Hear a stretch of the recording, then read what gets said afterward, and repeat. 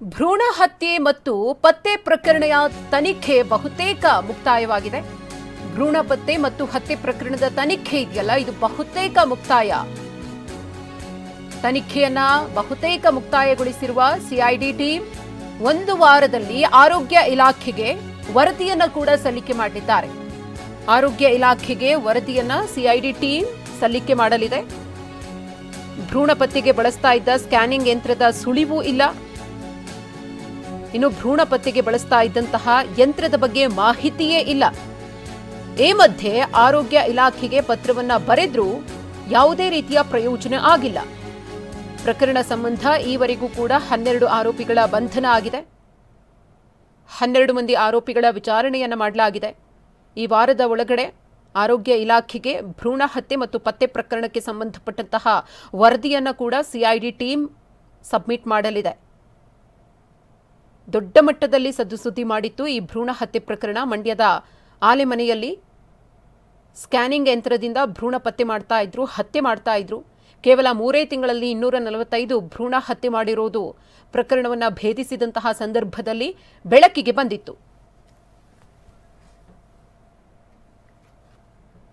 ಈ ಕುರಿತು ಮತ್ತಷ್ಟು ಮಾಹಿತಿಯನ್ನ ಕೊಡ್ತಾರೆ ನಮ್ಮ ಪ್ರತಿನಿಧಿ ಶಿವಪ್ರಸಾದ್. ಶಿವಪ್ರಸಾದ್, ಬಹುತೇಕ ತನಿಖೆ ಮುಕ್ತಾಯವಾಗಿದೆ ಅನ್ನೋ ಮಾಹಿತಿ ಲಭ್ಯವಾಗ್ತಾ ಇದೆ. ಭ್ರೂಣ ಹತ್ಯೆ ಮತ್ತು ಪ್ರಕರಣಕ್ಕೆ ಸಂಬಂಧಪಟ್ಟಂತೆ ಯಾವಾಗ ರಿಪೋರ್ಟ್ ಅನ್ನ ಆರೋಗ್ಯ ಇಲಾಖೆಗೆ ಸಬ್ಮಿಟ್ ಮಾಡಬಹುದು?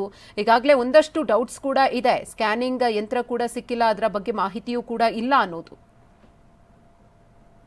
ಈಗಾಗಲೇ ಇಡೀ ಪ್ರಕರಣಕ್ಕೆ ಸಂಬಂಧಪಟ್ಟಂತೆ ಪ್ರಮುಖವಾಗಿ ಮೂಲವಾಗಿ ಈ ಒಂದು ಪ್ರಕರಣವನ್ನ ಬೆಳೆಸಿದಂತದ್ದು ಬೈಯಪ್ಪನಹಳ್ಳಿ ಪೊಲೀಸರು.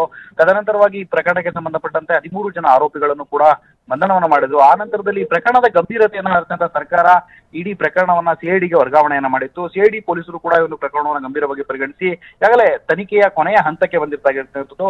ಬಹುತೇಕ ತನಿಖೆಯನ್ನ ಮುಕ್ತಾಯಗೊಳಿಸಿರ್ತಕ್ಕಂಥ ಸಿಐಡಿ ಟೀಮ್ ಇನ್ನೊಂದು ವಾರದಲ್ಲಿ ಆರೋಗ್ಯ ಇಲಾಖೆಗೆ ವರದಿಯನ್ನ ಸಲ್ಲಿಕೆ ಮಾಡಲು ಈಗಾಗಲೇ ಸಿದ್ಧತೆಗಳನ್ನು ಕೂಡ ಮಾಡ್ಕೊಂಡಿದ್ದಾರೆ. ಇಡೀ ಪ್ರಕರಣವನ್ನ ಗಮನಿಸ್ತಾ ಹೋದ್ರೆ ಈ ಒಂದು ಭ್ರೂಣ ಹತ್ಯೆಯ ಪತ್ತೆಗೆ ಬಳಸಿದ್ದಂತಹ ಸ್ಕ್ಯಾನಿಂಗ್ ಯಂತ್ರಗಳ ಮೂಲ ಕೂಡ ಇನ್ನೂ ಕೂಡ ಪತ್ತೆಯಾಗಿಲ್ಲ. ಕಳೆದ 2 ತಿಂಗಳಿನಿಂದಲೂ ಕೂಡ ತನಿಖೆ ನಡೆಸಿದ್ರು ಕೂಡ ಸಿಐಡಿ ಪೊಲೀಸರಿಗೆ ಈ ಸ್ಕ್ಯಾನಿಂಗ್ ಯಂತ್ರಗಳ ಖರೀದಿಯ ಮೂಲವನ್ನ ಪತ್ತೆ ಮಾಡೋದಕ್ಕೆ ಸಾಧ್ಯವಾಗ್ತಿಲ್ಲ.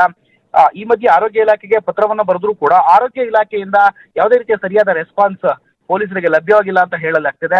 ಈ ಹಿನ್ನೆಲೆಯಲ್ಲಿ ಇಡೀ ಪ್ರಕರಣಕ್ಕೆ ಸಂಬಂಧಪಟ್ಟಂತೆ ತನಿಖೆಯನ್ನು ಚುರುಕುಗೊಳಿಸಿದಂತ ಸಂದರ್ಭದಲ್ಲೂ ಕೂಡ ಸದನದಲ್ಲೂ ಕೂಡ ಈ ಒಂದು ಕೇಸ್ ಸಾಕಷ್ಟು ಸದ್ದನ್ನ ಮಾಡಿತ್ತು.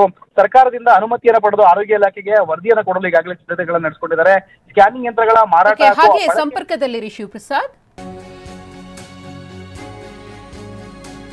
ಭ್ರೂಣ ಪತ್ತೆಗೆ ಬಳಸ್ತಾ ಇದ್ದ ಸ್ಕ್ಯಾನಿಂಗ್ ಯಂತ್ರ ಸಿಕ್ಕಿಲ್ಲ, ಸಿಐಡಿಗೆ ಸಿಕ್ಕಿಲ್ಲ. ಸ್ಕ್ಯಾನಿಂಗ್ ಯಂತ್ರಗಳ ಖರೀದಿಯ ಮೂಲ ಕಳೆದ 2 ತಿಂಗಳಿಂದ ತನಿಖೆ ನಡೆಸ್ತಾ ಇದ್ರು ಕೂಡ ಇನ್ನೂ ಅದರ ಬಗ್ಗೆ ಯಾವುದೇ ರೀತಿಯ ಕ್ಲೂ ಸಿಕ್ಕಿಲ್ಲ. ಸ್ಕ್ಯಾನಿಂಗ್ ಯಂತ್ರ ಸಿಕ್ಕಿಲ್ಲ, ಎಲ್ಲಿ ಖರೀದಿ ಮಾಡಿದ್ದಾರೆ ಅನ್ನೋದ್ರ ಬಗ್ಗೆ ಮಾಹಿತಿ ಇಲ್ಲ, ಅದರ ಮೂಲವೇ ಲಭ್ಯವಾಗ್ತಾ ಇಲ್ಲ. 2 ತಿಂಗಳಿಂದ ತನಿಖೆ ನಡೀತಾ ಇದೆ. ಆದರೂ ಕೂಡ ಸ್ಕ್ಯಾನಿಂಗ್ ಮೂಲವನ್ನ ಕೆದಕುವುದಕ್ಕೆ ಸಾಧ್ಯವಾಗ್ತಾ ಇಲ್ಲ. 12 ಮಂದಿಯನ್ನ ಈಗಾಗಲೇ ಅರೆಸ್ಟ್ ಮಾಡಿ ವಿಚಾರಣೆಯನ್ನ ಮಾಡಲಾಗಿದೆ. ತನಿಖೆ ಮುಕ್ತಾಯದ ಹಂತಕ್ಕೆ ಬಂದಿದೆ. ಈ ವಾರದ ಒಳಗಡೆ ವರದಿಯನ್ನ ಕೂಡ ಆರೋಗ್ಯ ಇಲಾಖೆಗೆ ಸಿಐಡಿ ಟೀಮ್ ಸಬ್ಮಿಟ್ ಮಾಡಲಿದೆ. ಆದರೂ ಕೂಡ ಯಕ್ಷ ಪ್ರಶ್ನೆಯಾಗಿ ಉಳಿದಿರೋದು ಈ ಸ್ಕ್ಯಾನಿಂಗ್ ಯಂತ್ರದ ಮೂಲ.